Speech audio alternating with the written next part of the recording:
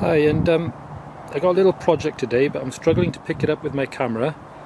Basically, a bird has crapped on my car and damaged the paintwork.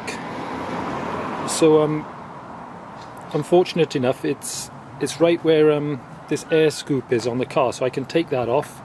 I'm going to try to repair it, and if it's not been picked up by the camera, I'll see if I can stick a few pictures on to see so you can get a good before and after. So I'm going to attempt to basically respray that, because I've rubbed it down a few times, cut it, and it's alright for a short time, and then it comes back after a little while.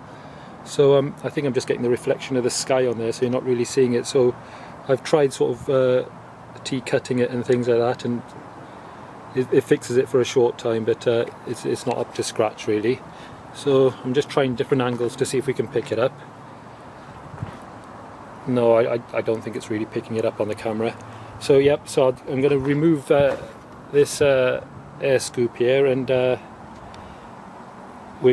show you the process, which I'm going to attempt to see if we can get that looking like new again, and but perhaps in a different room as well. It'll show up the damage on there as well. So here we go.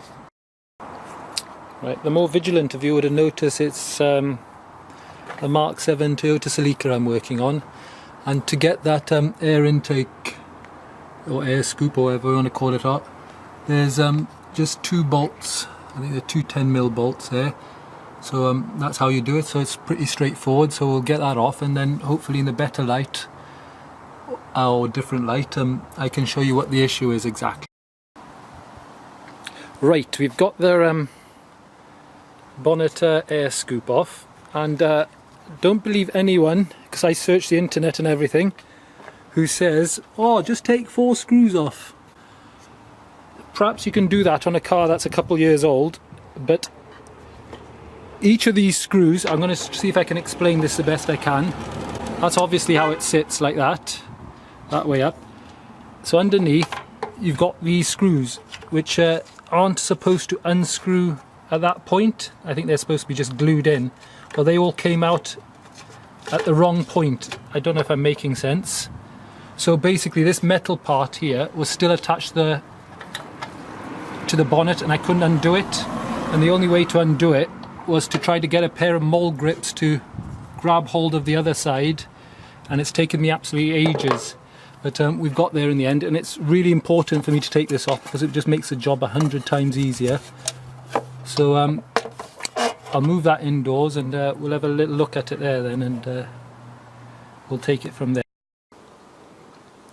Right, I'm just trying to find a good angle. I think you can just about see it there on the camera there, that big splodge right in the middle.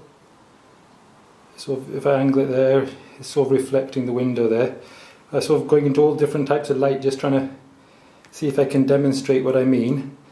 So that splodge right in the middle there, you can see the difference. I think that was a big bit of bird crap basically that landed there, and I washed it off quite quickly, and it still did that damage. It was a really hot day.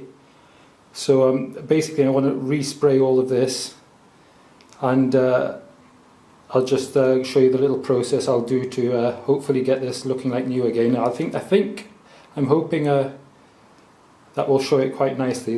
It's just there bang in the middle. And this year, apparently, I'm in Britain obviously, I've heard of other people having exactly the same thing, and someone I know left it there a bit longer, and it's eaten right through to the base coat. So that's a little bit more serious, and they even had the paint protection on as well, so it goes to show it's quite acidic, I think. And so I think with mine, I think it's damaged the lacquer quite badly. I try to polish it, and it sort of looks good for a little while, and then it sort of comes back again.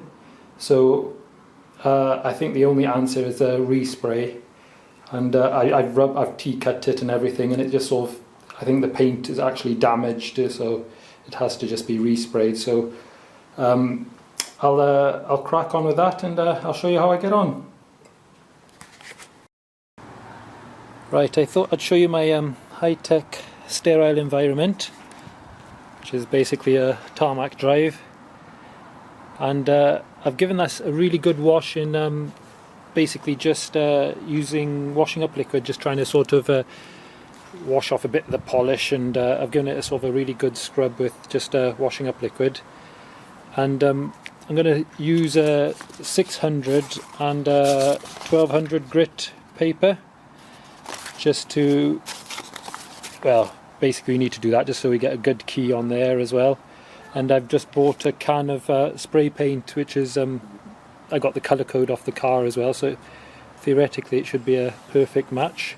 So I'll crack on with that. I'm going to do wet sanding, so I've got a bucket of water, and I've just literally cut, it's just some sort of stiff spongy polystyrene stuff, which I'm just going to use as a sanding block, so it's a little bit flexible. So that's what I'm going to use. It's the same sort of material as I'm kneeling on there, something I acquired from somewhere. So I'm going to crack on with that. I'll sand all that down and then we'll have another quick look at it. Right, I thought I'd just give you a quick show of the actual sanding process. So I'm using loads of water, and I'm not pressing that hard, so I'm making sure the sandpaper is clean, and I'm keeping this really wet. I'm just doing really nice sort of, not just sort of firm continuous presses like that sort of thing. And this is with the 600 at the minute, and just continuously doing that and rinsing in between, you know, so I'm not going for that long and then giving it a rinse. And then, so I suspect I'll probably just get most of the lacquer off rather than the actual paint, because I can sort of see a milky residue coming off, which is the lacquer, not the actual paint, because it would be blue otherwise coming off. So I probably won't even get down as far as the paint. It's mainly just to get a good key than anything else. So even at that stage there, I'll just give that another good little rinse. And then we just carry on just a couple times, and we won't be far off ready then.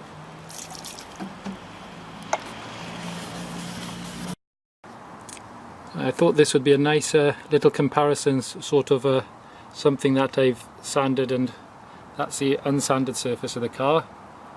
You can see it's just got a very sort of matte, light bluish finish, so that's what we're after, and that will be a good key for our paint then.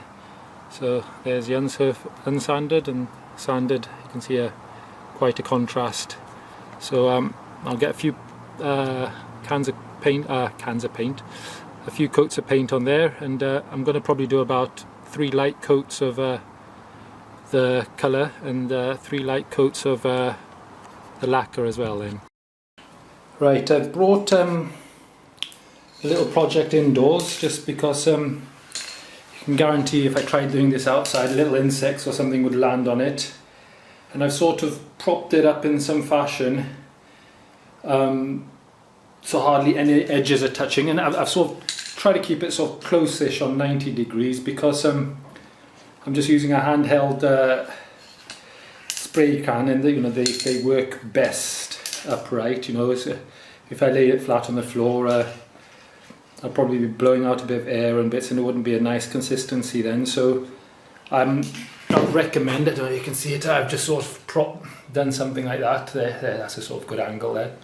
Just sort of propped it up like that, and we'll give this a few coats of paint, and I'll show you what it looks like. So I'm slightly nervous. Let's see if I can focus in on that. Oh gosh, rubbish, isn't it? Oh, there we go. Oh, there we go. So there's the paint I've ordered, and that code is supposed to match my car. So there'll be the moment of truth in a sec. We'll have a quick look at that. Well, here we go. We got the finished product with all the coats of paint on it, and I think I initially said, oh, I'd probably put about 3 coats on there, but with the spray can, I don't think it doesn't apply it as liberally as like say if you had a spray gun or something like that. I think I probably ended up putting about 5 or 6 coats on there, and a couple coats of lacquer as well. So I don't know, is that focusing quite nicely on there? So I'm going to get that back on the car soon, but there's no evidence of that horrible bird mark that was on there, where the bird droppings destroyed the car. I mean, from a certain angle there's a tiny chip in there which I wish I'd repaired before I sprayed it. You know, probably put a little bit of filler or something like that. But it's 100% better now. So we'll get that bolted back on the car, and I think once you see it against the original paintwork, it'll be a really good comparison then. Okay. Well, here we go. It's all done and put back in. What do you think then? Do you remember that horrible mark on there? We've got it all. I'm trying to get every angle there. There's one tiny little horrible mark I think I mentioned earlier, just right in the middle. I don't even know if the camera's picking it up at all. It's just a little stone chip, and I just really wish I'd filled that in. But I'm genuinely very pleased with it, and I think the secret to this is just take your time.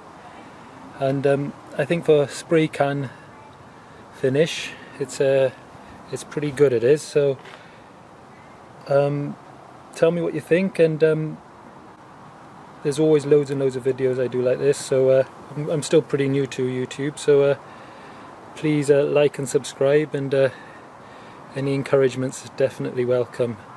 So that was basically patching up, well, repairing a horrible paint damage on the scoop there, on the air intake, but it's the same sort of technique for wherever really, just patience and preparation's key. Okay, thank you very much.